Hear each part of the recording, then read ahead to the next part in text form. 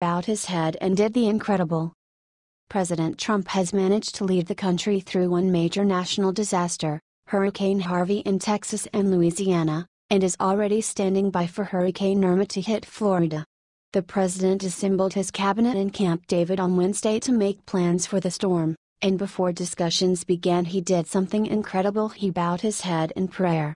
The White House released a photo late Saturday afternoon of President Trump and members of his cabinet bowing their heads in prayer as they met at Camp David in Maryland. Official White House photo by Sheila Craighead. Vice President Mike Pence led the prayer for the entire cabinet. Afterwards, President Trump released a statement detailing his work to address the tragedy and destruction caused by Harvey and Irma, saying, "All of America continues to pray for the families affected by Hurricane Harvey, Hurricane Irma, which looks like it's really going to be a bad one. But we're prepared.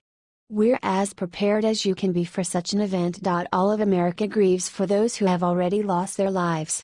Check out the video here, which he posted on Twitter. It is awesome to have a godly man as president, who works hard for us but also acknowledges a power even higher than his.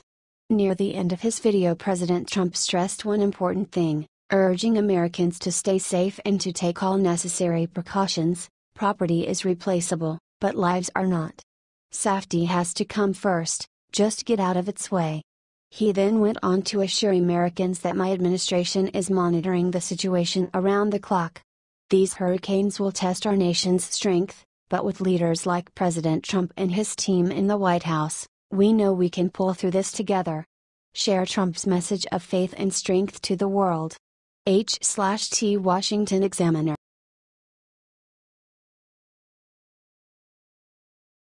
Right after Colbert mocked Trump with Nazi salute, Tucker Carlson ripped him to shreds with one question. You know, President Trump has been absolutely hammered in the media for his response to the Charlottesville riots, claiming he did not call out white supremacist and neo-Nazi groups when he in fact did multiple times. Just when you think that nonsense had died down and the media could go on to reporting news that actually matters, comedian Stephen Colbert brings it back to a whole new sick level.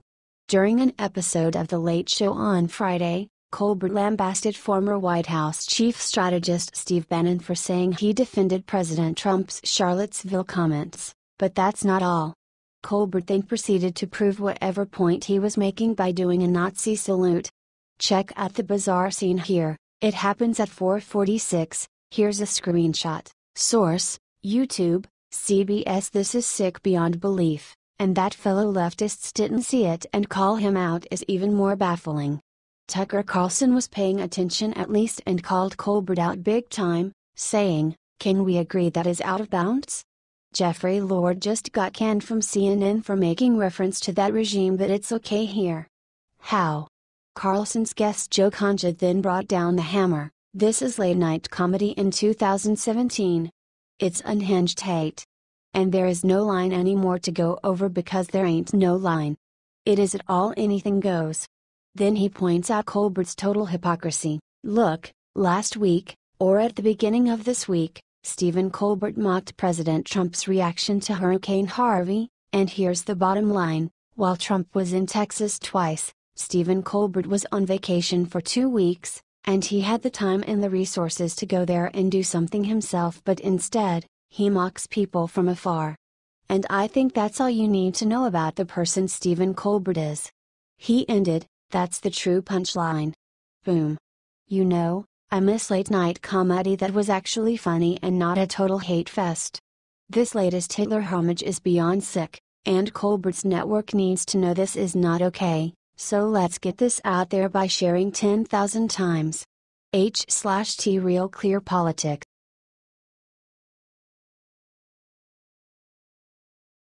Right after Bill Maher said sick thing about Trump supporters, his audience does something even worse.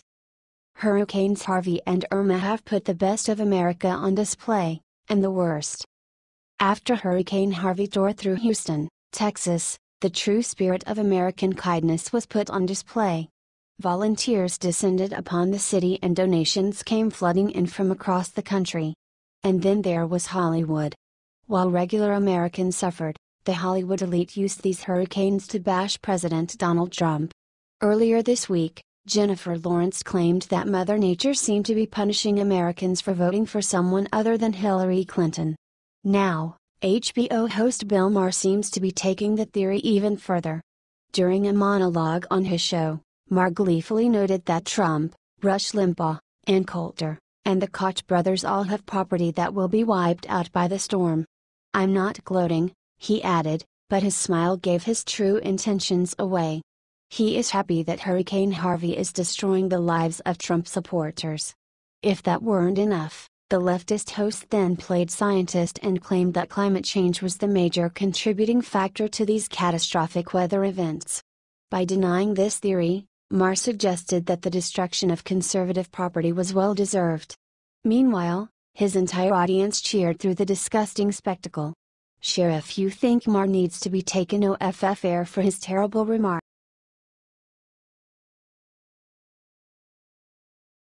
Omarosa just got the worst news of her life from Trump that changes everything. Trump's new chief of staff, John Kelly, is no nonsense for sure. Trump brought him in to help him straighten things out in the White House, and that's just what he's doing. Before he arrived in the Oval Office, people just came and went pretty much whenever the whim struck. But no more. Now, some aides that previously could wander about in the Oval Office, have been frozen out. And Omarosa is one of them. Apparently, according to The Hill, she is considered unfit for serious meetings. Omarosa has been serving as Trump's chief advisor for African American issues. But I wonder if this could have had anything to do with her demotion, courtesy of TMZ via YouTube.com. I mean, that kind of resembled an episode of The Jerry Springer Show. A bit out of control, and clearly, the interaction made some people uncomfortable. While she did appear to be defending Trump, how she went about it does seem to be the sort of thing Kelly is trying to clean up in the White House. Reportedly, she has been placed on a no-fly list. According to Fox News, Omarosa could not be reached for comment. Do you like what Trump and Kelly are doing in the White House? Comment yes or no and share together. All comment.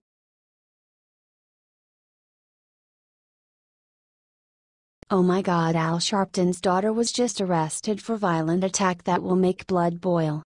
Al Sharpton's daughter just got arrested for allegedly assaulting a cab driver in New York City on her 30th birthday, and the details are beyond sick.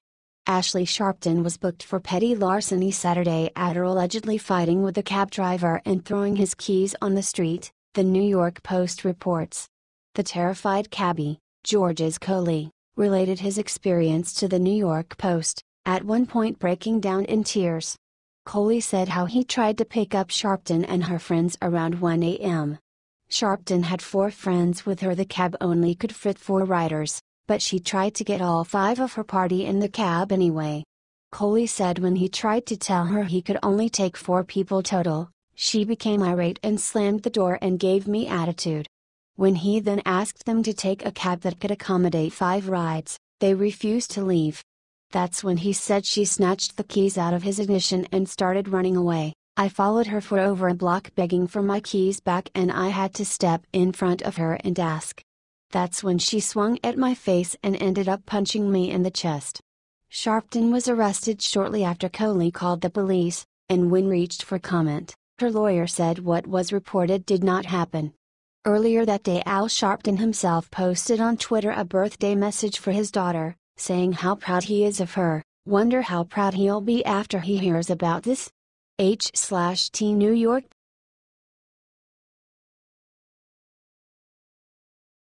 President Trump just made 3 huge tax promises that will have every American cheering.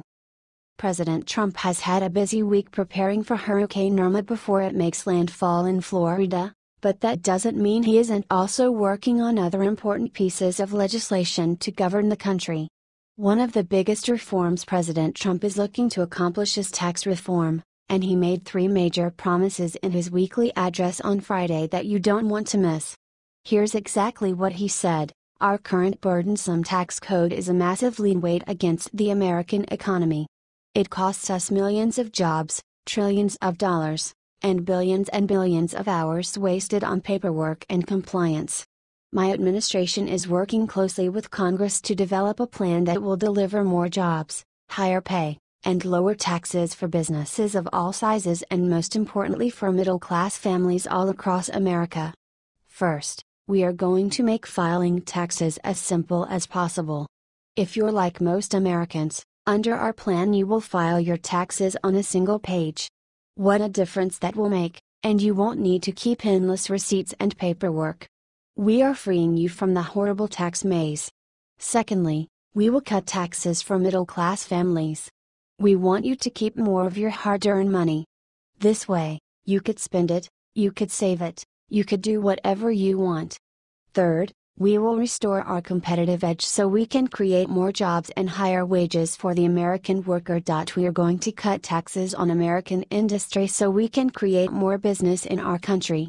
Check out his full address here. Woo! Honestly, this is the first time I've actually been excited to do my taxes. President Trump is a businessman. He knows exactly the kinds of excessive taxes that are strangling business. And since he isn't a dyed-in-the-wool politician, he's ready to make smart and efficient reforms that are both practical and useful. It's great to have someone in the White House who actually is serious about tax reform. Love what the president has been saying? Share it out, patriots. H/T Real Clear Politics.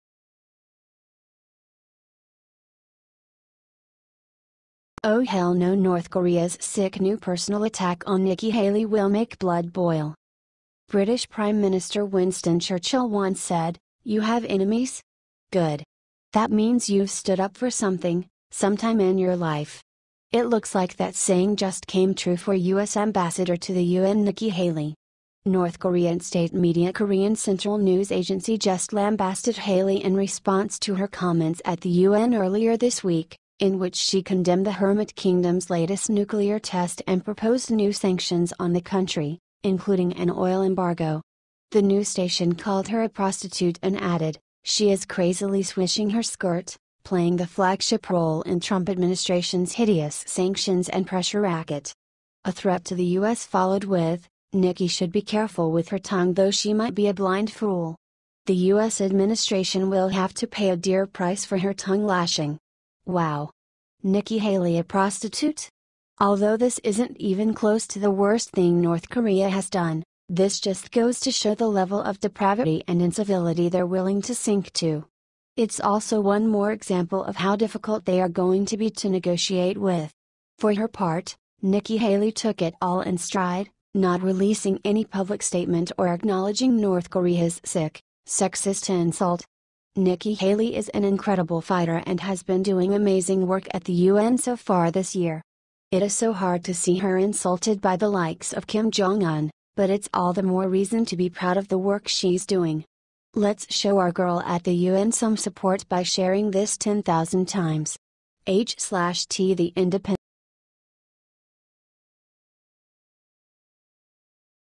Last night Trump met with his team and made a video about Hurricane Irma Americans need to see.